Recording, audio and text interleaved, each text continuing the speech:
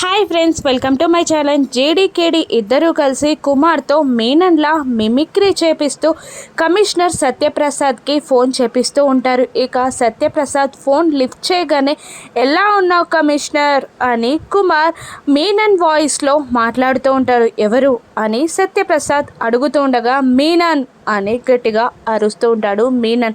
Bye మీరా ఇన్ని రోజులకు ఎందుకు కాల్ చేసినట్టు అని సత్యప్రసాద్ కంగారు పడుతూ ఉండగా ఇక కుమార్ ఇలా అంటూ ఉంటాడు. 20 ఏళ్ల క్రితం ఎస్ఐ కావ్య చనిపోయాక కాదు, మర్డర్ అయిన తర్వాత నా అక్రమాల గురించి సంబంధించిన ఫైల్ నాకు దొరకకుండా నువ్వు తీసుకున్నావని నాకు తెలుసు అని మీనన్ వాయిస్లో కుమార్ కమిషనర్ సత్యప్రకాష్ని బెదిరిస్తూ ఉంటాడు. ఇక సత్యప్రసాద్ భయపడిపోతూ ఇలా అంటుంటాడు. లేదు బాయ్, నాకు ఏ ఆధారాలు దొరకలేదు అని బుకాయిస్తుండగా ఇక చాలు, ఆ ఫైల్ నీకు దొరికిందని నాకు తెలుసు.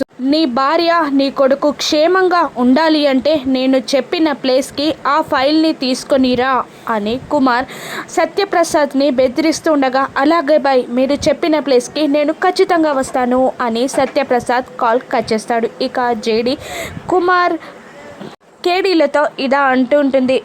సత్యప్రసాద్కి కాల్ చేసింది మీననే అని వాడు ఖచ్చితంగా నమ్మినట్టున్నాడు. ఈ దెబ్బతో మీనన్ అక్రమాల ఫైల్ మన చేతికి వస్తుంది, మా అమ్మ నిర్దోషి అని నిరూపించబడుతుంది అని జేడి ఆనందపడుతూ ఉంటుంది. ఇక సత్యప్రసాద్ జేడి ప్లాన్ వైపు ఆ మీనన్ అక్రమాల ఫైల్ని తీసుకొస్తాడా? ఇక మీనన్ అక్రమాలు కావ్య నిర్దోషి అని తేలుతుందా? రాను ఎపిసోడ్స్లో చూద్దాం. Thank you for watching.